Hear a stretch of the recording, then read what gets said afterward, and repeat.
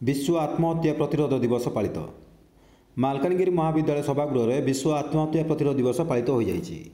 यही सभारे मुख्य अतिथि रूपे महाविद्यालय अध्यक्ष लिंगराज मिश्र जोगदे छात्र छात्री मानक आत्महत्या ठारू दूरे रहा उद्बोधन देते और निशा ठारू निवृत्त रहा उपदेश देते। सम्मानित अतिथि महाविद्यालय वरिष्ठ प्राध्यापक अशोक कुमार षडंगी योगदान कर आत्महत्या प्रतिरोध दिवस में गुरुत्व विषय विस्तृत आलोचना करते। अन्यतम सम्मानित अतिथि मालकानगिरी मुख्य चिकित्सालय मनोवैज्ञानिक डॉक्टर ज्ञानरंजन महापात्र यह सभारे मुख्य विषय वस्तु आत्महत्या विषय में गल्प को परिवर्तन करने विषय में संदर्भ उपस्थापन करते। मुख्य वक्ता वाणिज्य विभाग मुख्य तथा युव रेडक्रॉस संयोजक डॉक्टर रंजन कुमार स्वाई जिले में आत्महत्या वृद्धि पर उद्वेग प्रकाश करने सहित अहंकार आत्महत्या मुख्य कारण बोली दर्शाई। अन्यतम मुख्य अतिथि डॉक्टर सुब्रत कुमार जेना प्रतिरोध उपचार ठारू भल विषय उद्बोधन देते। सभा आरंभ में अतिथि मान श्री विवेकानंद फोटो चित्र में पुष्पमाल्य अर्पण करते।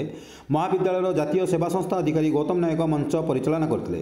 शेष में जातीय समर शिक्षक लेफ्टिनेंट सुशांत माझी धन्यवाद अर्पण करते। कार्यक्रम में महाविद्यालय समस्त अध्यापिका और अध्यापक समस्त छात्र छात्री उपस्थित रही आत्महत्या न करने शपथ आत्महत्यार चिंताधारा मन में आसवा और हताशा प्रकाश करवा मो जीवन मूल्यहीन मो द्वारा किसी हेबनी मु हारिगली इत्यादि भावना सामाजिक जोगाजोग निजक अलग रखा मादक द्रव्य सेवन में लिप्त रहा मन अस्थिर रहा हताश लगे अस्वाभाविक भाव प्रवणता